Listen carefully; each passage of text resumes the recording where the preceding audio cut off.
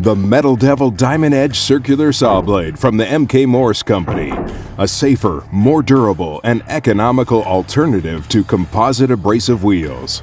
This cost-effective blade delivers a lower cost per cut. Vacuum braze technology permanently adheres diamond crystals to create the diamond edge, providing longer blade life and the strength to cut through a variety of metals. In fact, one diamond edge blade can make over 1,000 cuts. You would need 50 or more composite abrasive wheels to make the same number of cuts. More cuts, less downtime. The Metal Devil Diamond Edge works for you, and work it does. This durable blade cuts through stainless steel, rebar, cast iron, and structural tubing.